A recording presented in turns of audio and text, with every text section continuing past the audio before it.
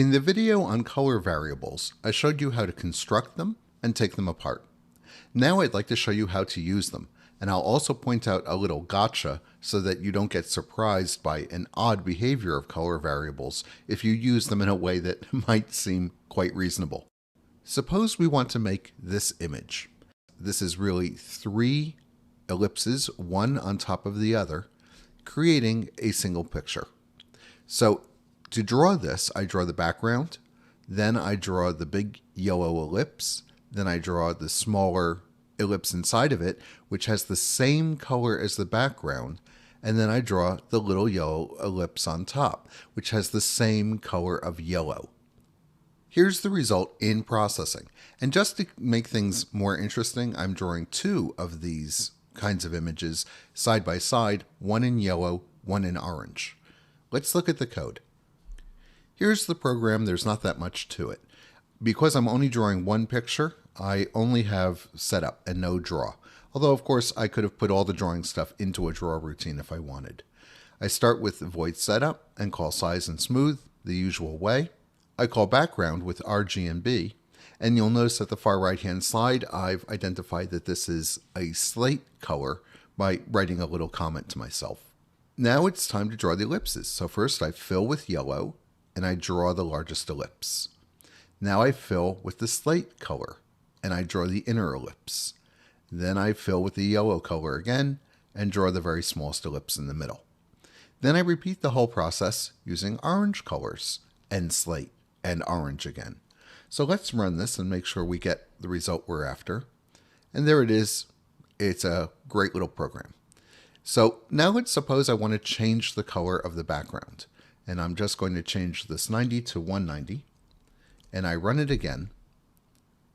I've broken my picture. Those 2 inner ellipses should have the same color as the background. They should look like we've punched a hole in the yellow and orange ellipses.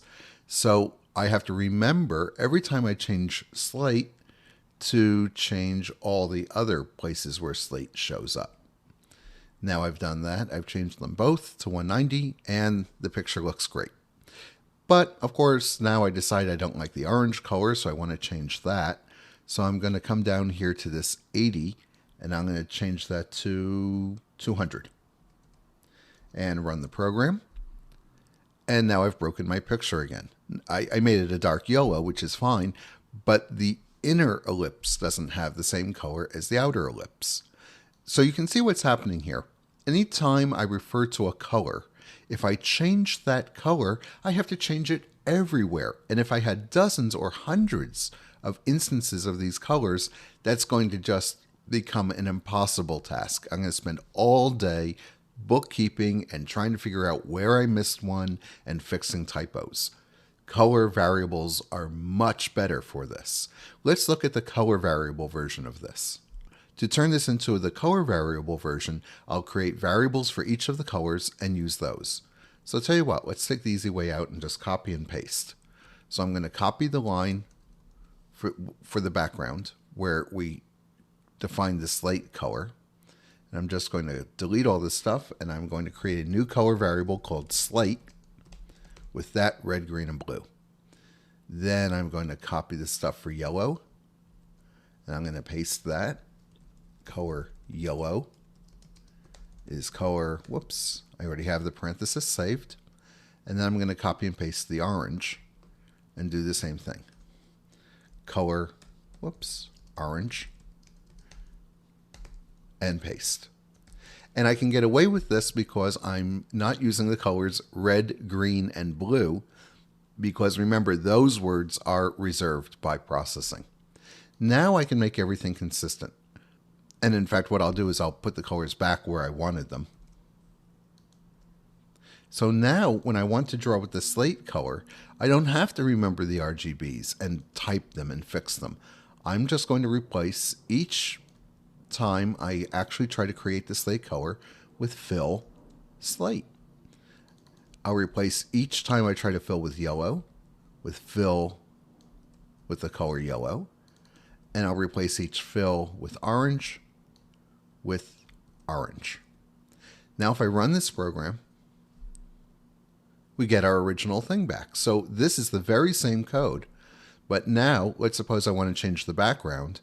I'll change the 90 to 190 and run it again, and I only had to change the background in one place and everything came up to speed.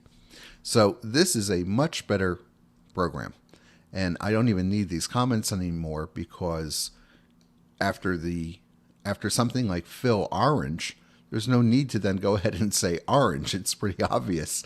It's right there in the name of the variable we're using. So this is a much better way of writing the same program. All of the colors that are involved are in one place. They're right up here up top, and we never refer to RGBs again. So this is great. I mentioned at the beginning that there's a gotcha when we're using color variables. And the gotcha is this. You might be tempted to do math using color variables, and it is almost never a good idea. Sometimes you can be very lucky and get away with it, but it's usually a terrible idea. Let's go ahead and try it and you'll see what I mean.